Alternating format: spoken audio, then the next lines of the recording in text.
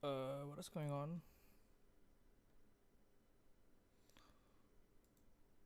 Oh wait, I think I know what's going on. 1 second. Here we go. Okay. Um, so this is okay. I'm just gonna start. This is supposed to be a video recorded, but I thought it's a lot more comfortable for me to um, do a live stream because I just have better time speaking on camera since there's quite a bit of stuff that I want to talk about. So, okay. Um, I think some of these topics that I written down here, there's some of the topics that I really like to talk about because a lot of the bass lessons channels out there, not many of them, you know, ever even touch this type of stuff.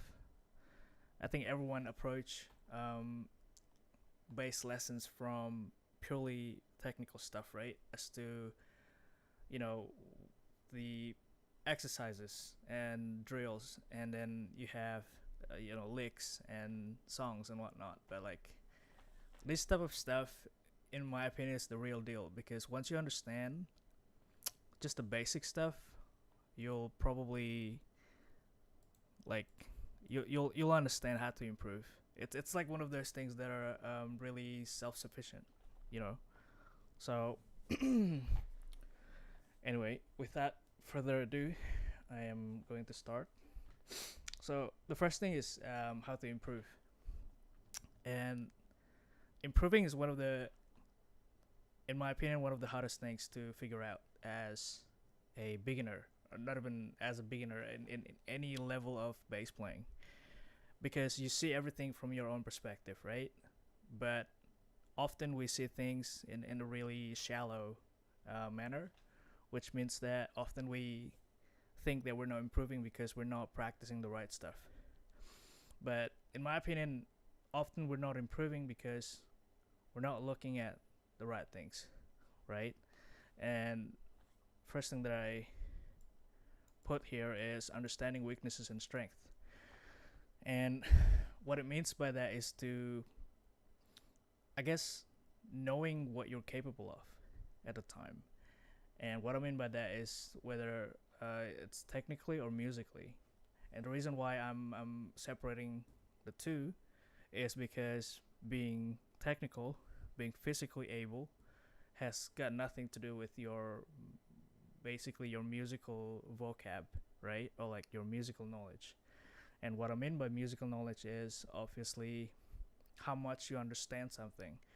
You know, how much have you listened to a a genre or a song? You know, it's like knowing something to the point where it's becoming a second nature, I guess. And then obviously, that it has some kind of weight in terms of your playing, right? It affects the way you play. If you understand the material that you're playing more, uh, you'll do a better job playing whatever song or whatever it is. Um, but yeah, talking about weaknesses and strength is basically just knowing what you're capable of. For example, if you can play Superstition, for example, right? And you can play it really well. You can play it like close to the record. Technically, it's a simple song, true, compared to uh, something along the lines of a Victor Wooten song, for example. Obviously, they're so different in terms of how hard it is or the difficulty, you can say. But being really good at something, like absolutely nailing something, I feel like it's such a it's kind of underrated, you know. Like people see things from like how complicated something is, but they never, especially bass players never look at things in a what is it, musical manner. You know, everything's just about bass. It's never about the whole music, you know. So what do I mean by this? Well, basically it's better to be really good at something and play the things that you can, play the things that's within your ability, because think about it as like a baby, right? Um, or a toddler. Uh, the baby can't walk yet. It's just crawling on the floor on the ground. It can't run, and so I I always think about this analogy because I think people like to think about shortcuts and how fast they can learn something, but to get there to play something really well, you gotta take steps. So um,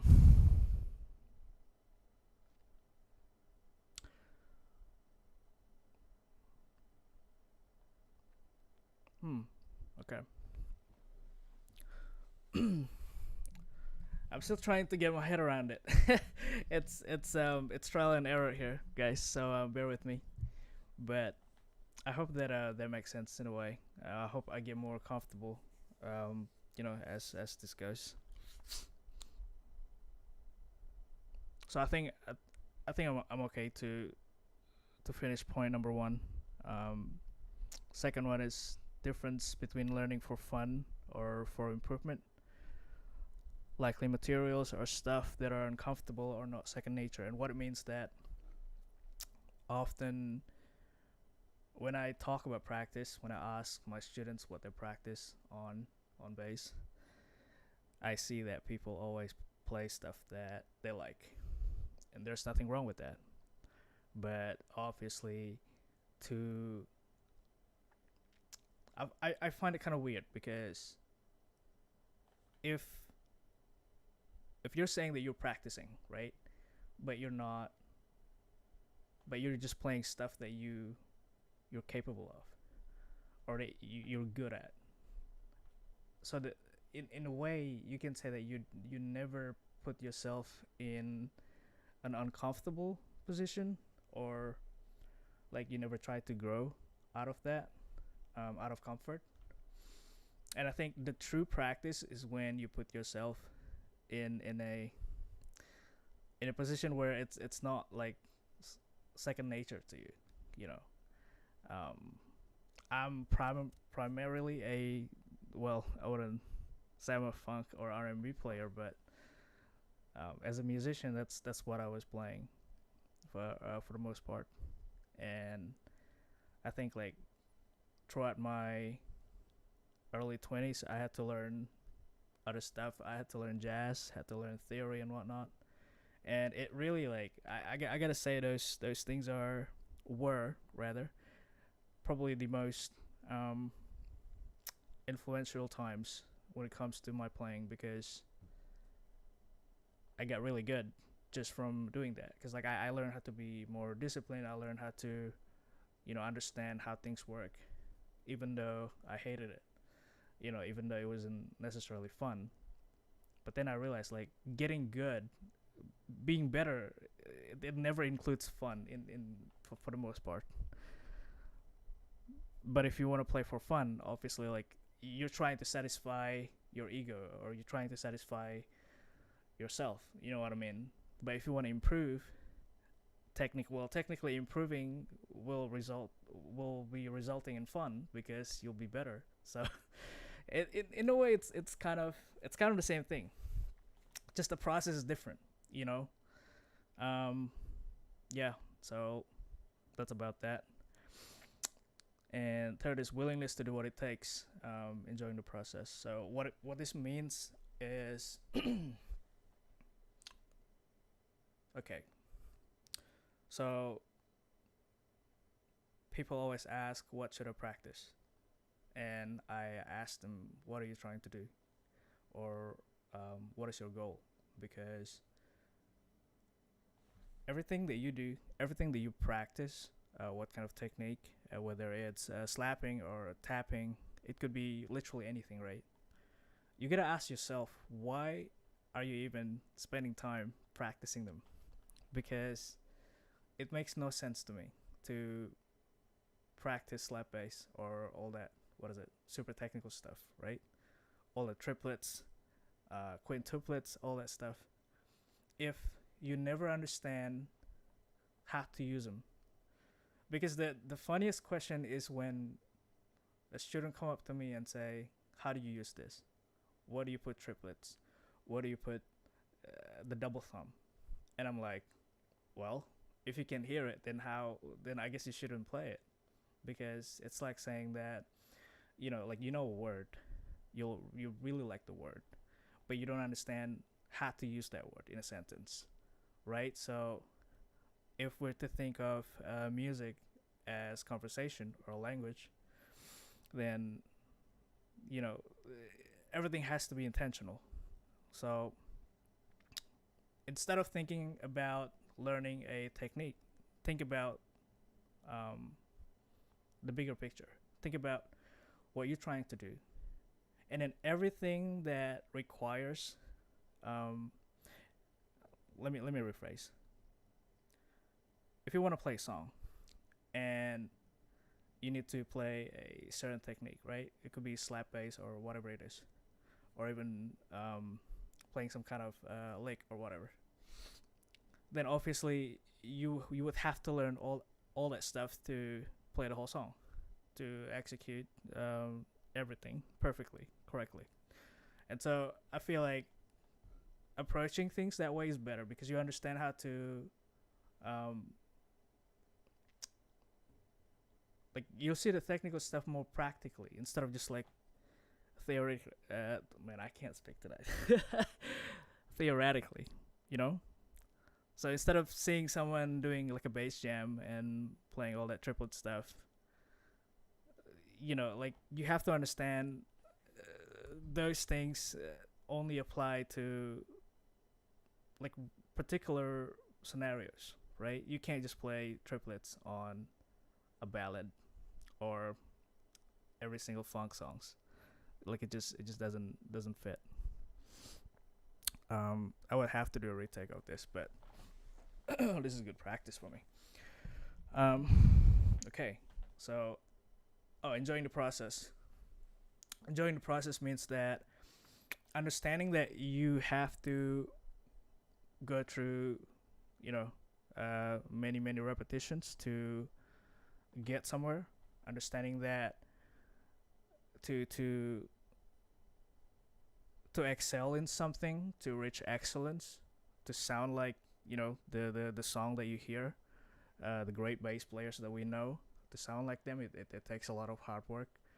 And I think a lot of people focus on just getting the notes when it comes to learning songs, but they don't focus on sounding exactly like the song, like the bass line. It could be whatever it is, right?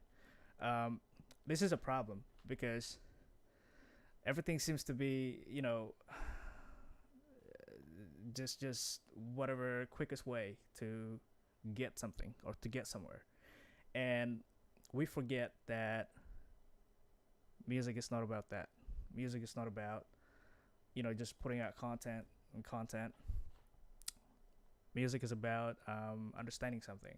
Music is about kind of like seeing the musician's perspective, seeing things from the musician's perspective, and what it means that, for example, if I'm to play Marcus Miller stuff, right? I'm learning to see music from his perspective. I'm learning to see things from, his like the way he listened to things and whatnot. And so, yeah, I mean, everyone obviously different. Some people just want to get to the surface and just do the bare minimum, and that's fun for them. But again, we're talking about how to improve. So it's a completely different level of just playing music for fun. But then again, it's kind of disingenuous to say that like improving is not fun. So yeah. Number 5 is mindset. The mindset of improving is to understand that obviously, like I said, working, to put in the work, it's really important to know that it's not about immediate result, because sometimes people get so frustrated. The way a lot of people, like, the way they work is super result based, I guess. But I feel like it's super weird because I don't think it's about that. Um, you can't just fast forward. What is it?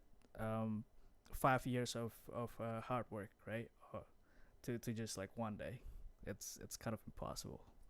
So it's all about being patient.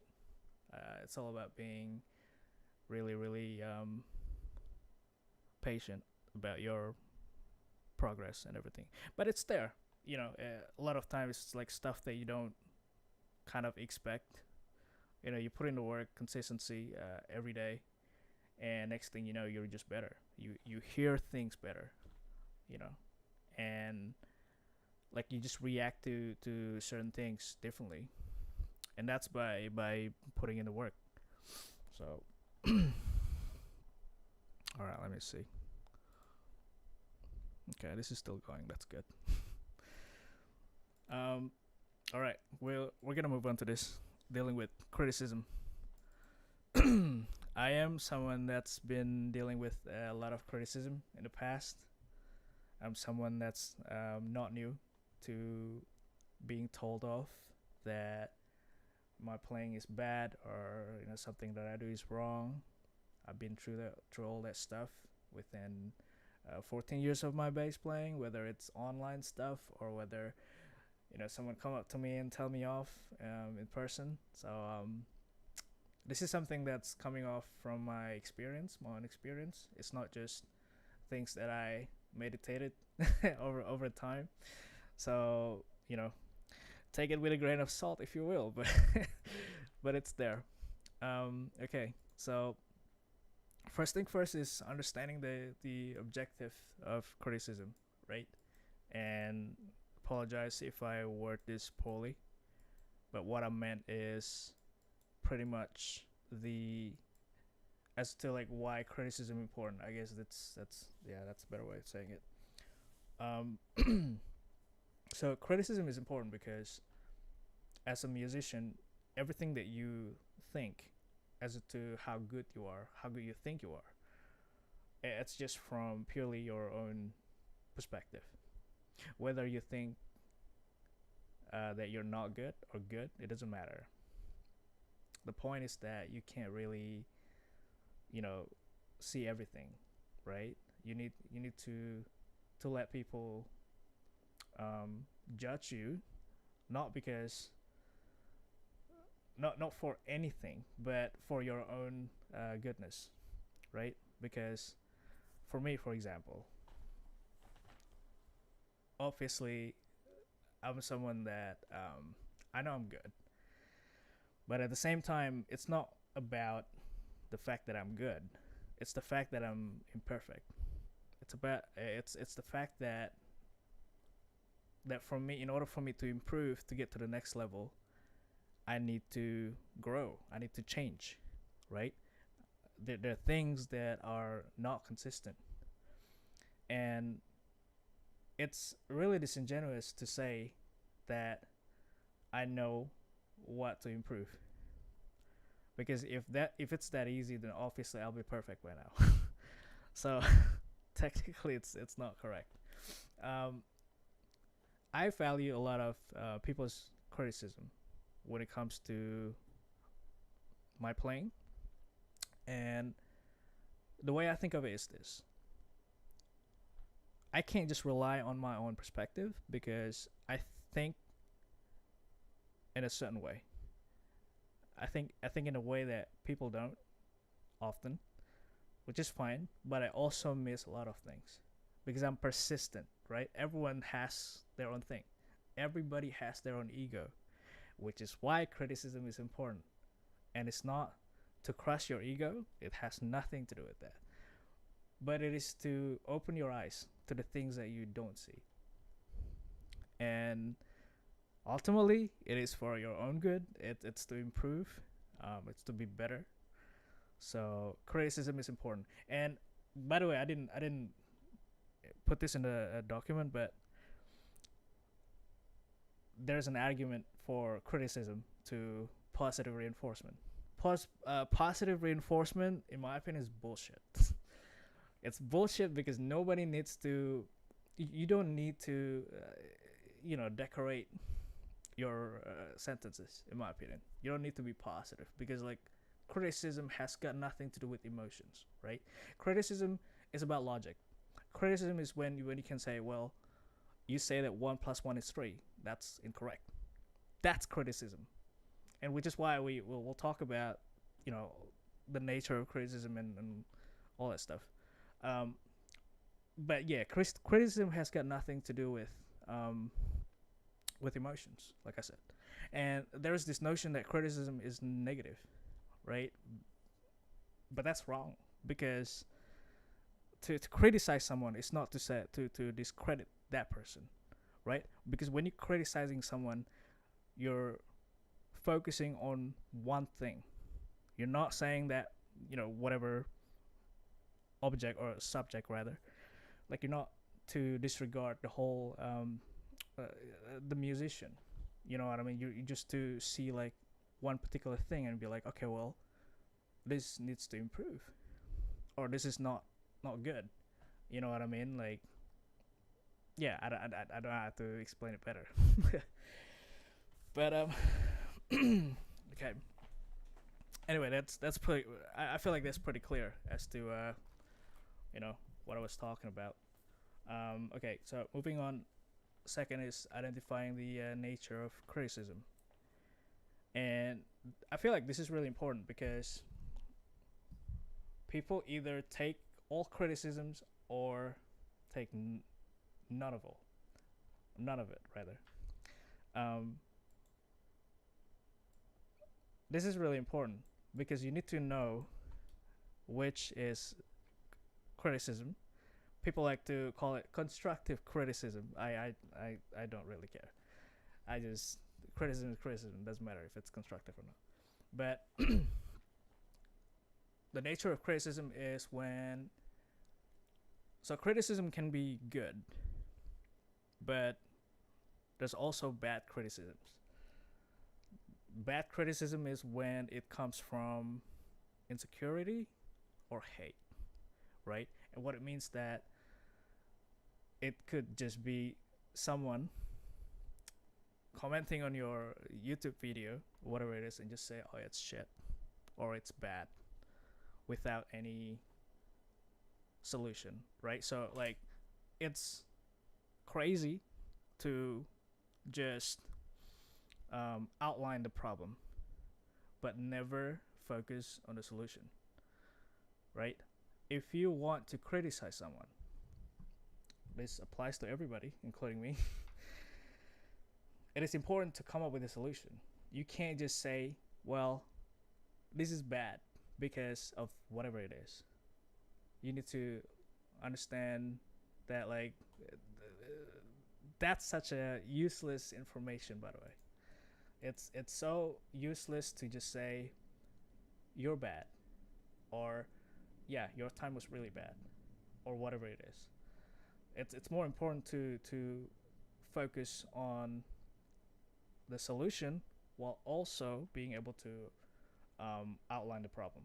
So for me, I like to be the what I would call problem finder and solution seeker. I'm both. So I never feel bad for criticizing anyone because I feel like it comes from the idea that I feel like things can be better. I feel like, oh, this can improve, and that's ultimately how I see myself too. So um, hopefully that's pretty clear about that. And number three is learning to receive criticism. Um, yeah, this is pretty. It's hit and miss on this one because I think, how do I say this, man? This is hard because if you're not okay, so here's the thing. You need to know where the criticism is coming from, right? And before anything, I think it's important to give the benefit of a doubt.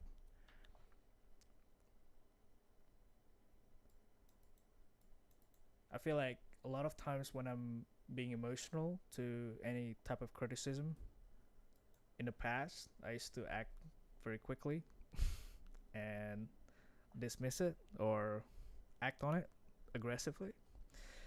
But, you know, afterwards I kind of like sit down on it and I think whether it's warranted or whether it's true or whether there's some kind of lesson for me to learn, right?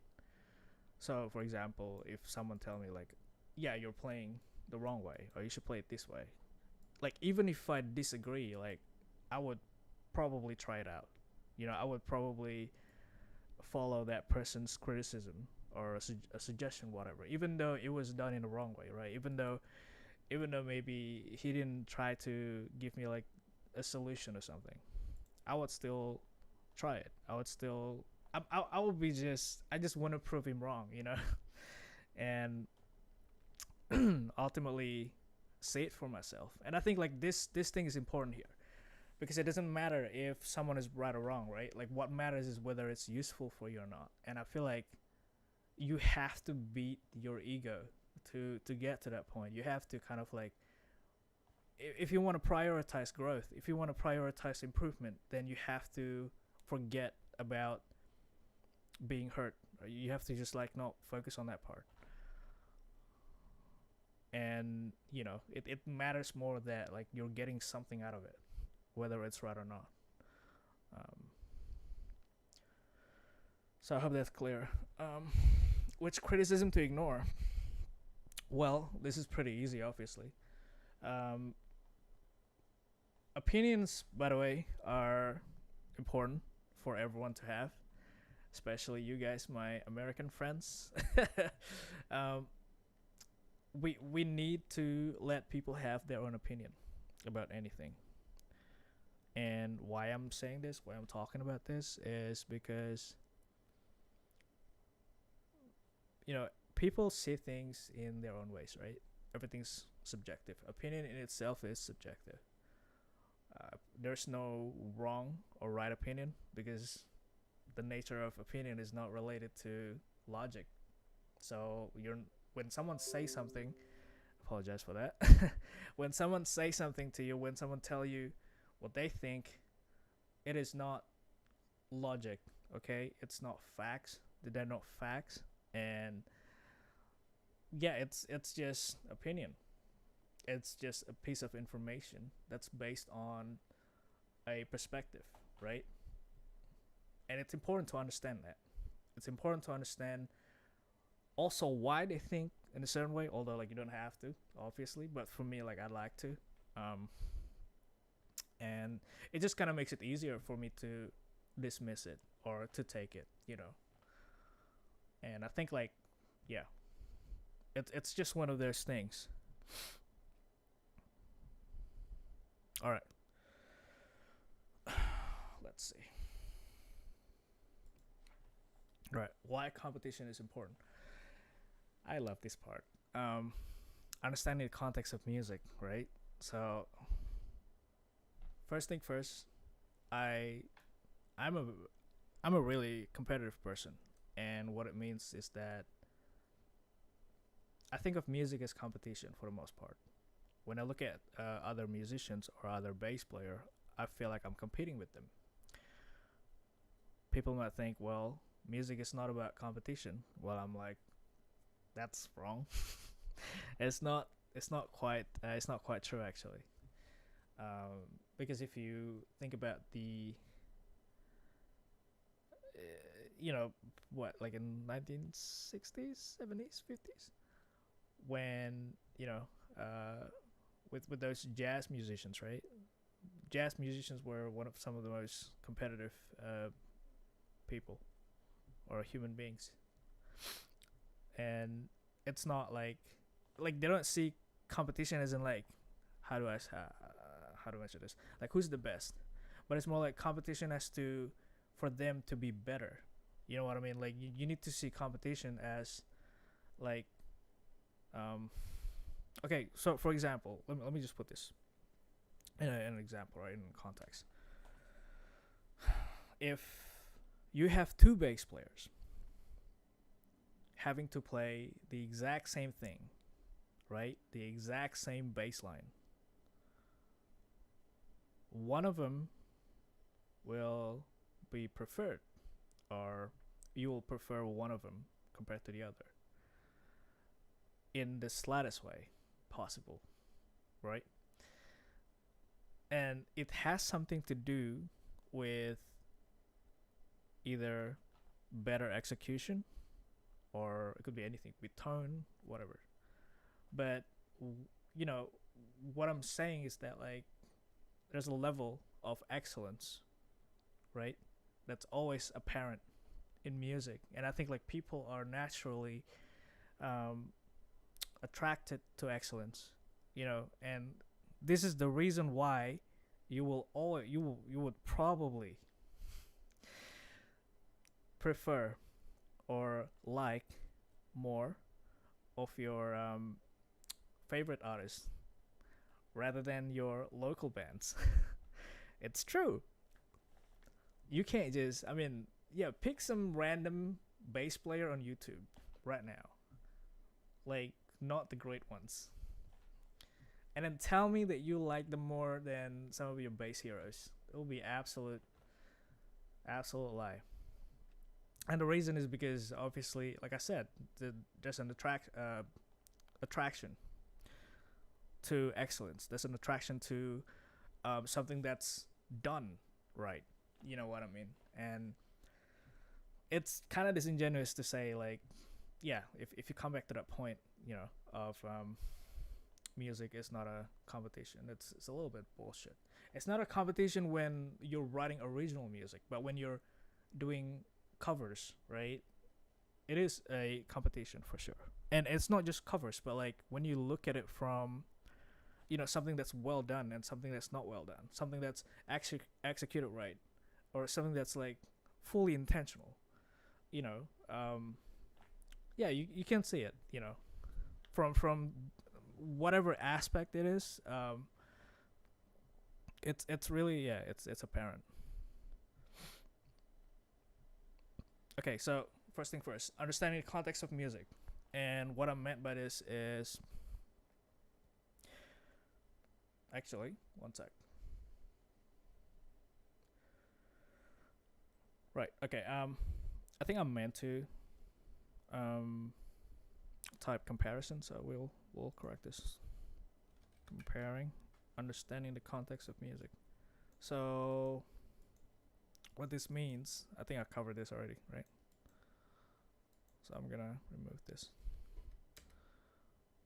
So comparing, understanding context of music, and what this means is that, like previously, what I said,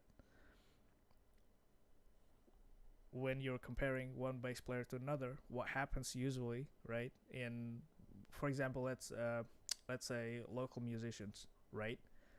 Let's just use like some of the most practical examples possible. Session musicians, local musicians, some of the, semi-pro musicians, right? Bass players.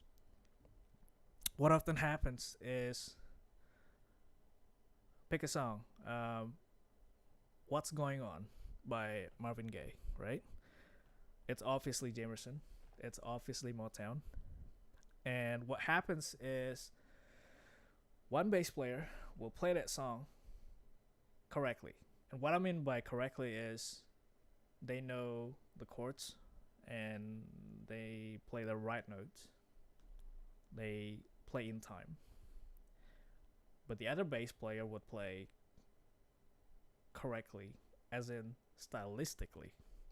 Not just playing the correct notes, not just playing uh, within the right time, but also understanding the context of Motown music as a genre in itself.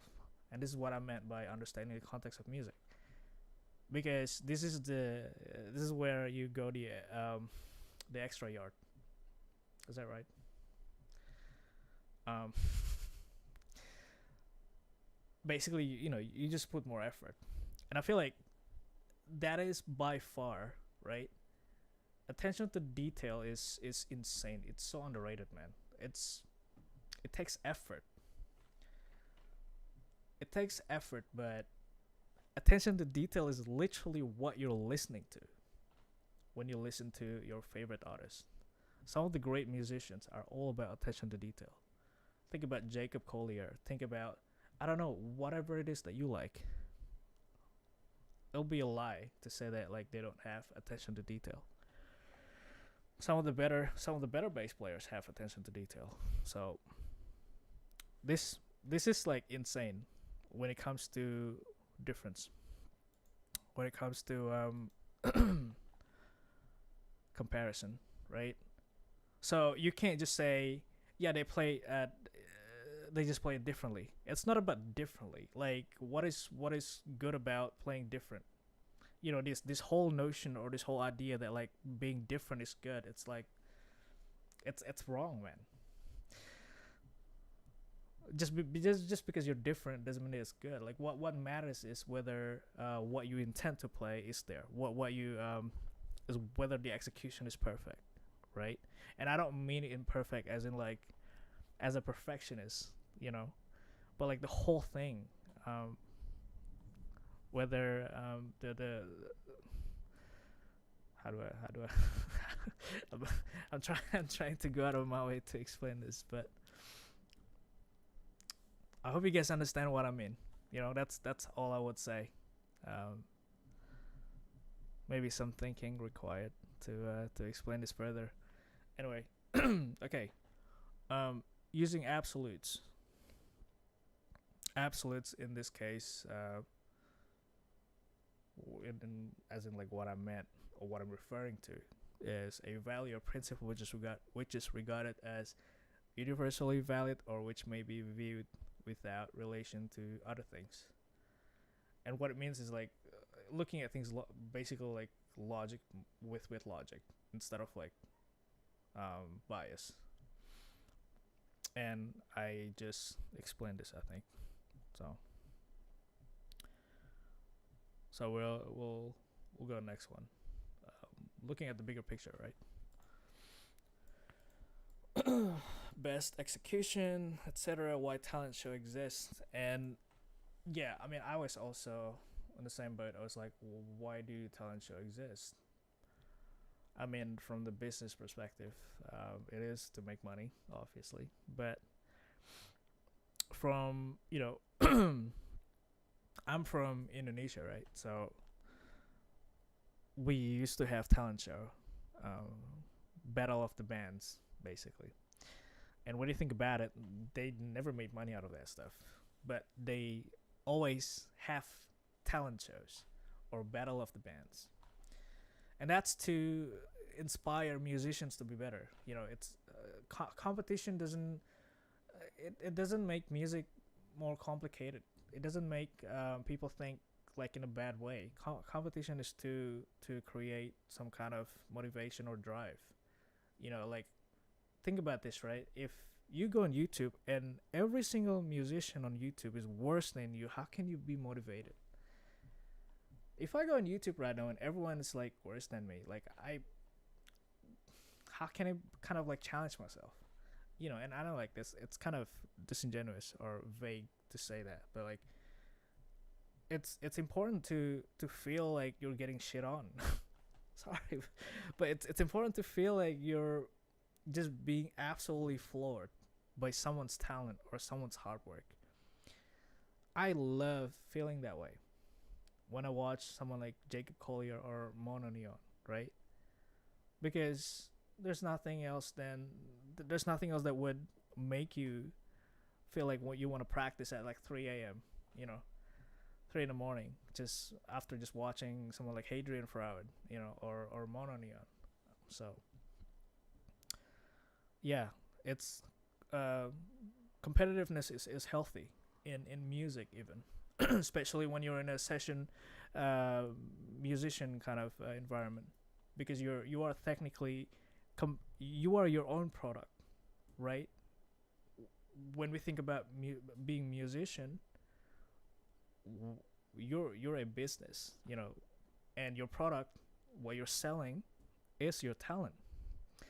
And so if someone else is better than you and can do what you do and better, you're not necessarily relevant anymore. You know what I mean? Like, then it kind of defeats the purpose of doing it. And I know, like, as musician, obviously, all the stuff about politics and connection and all that stuff matters. But what I'm saying is, like, in the like you never want to lose a gig because you're worse than someone. You know what I mean? I'm pretty sure, like, to a certain extent, a lot of session musicians would agree with me. So, all right, we'll see. Let's see. I think that covers most of the stuff that I want to talk about today. So, yeah, I will accept any kind of criticism, especially when it comes to my pacing tonight. I apologize that I feel like a little bit unprepared, but then again, often I feel really anxious, so I lose my pacing. But I hope this is useful for you guys, and I really hope, like, people would approach this with questions, and I just hope that it makes you think of things, and maybe, yeah, maybe it changes your perspective, for the better. So, yep.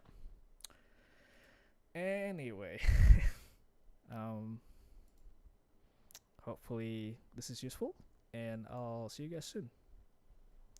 Thanks, guys.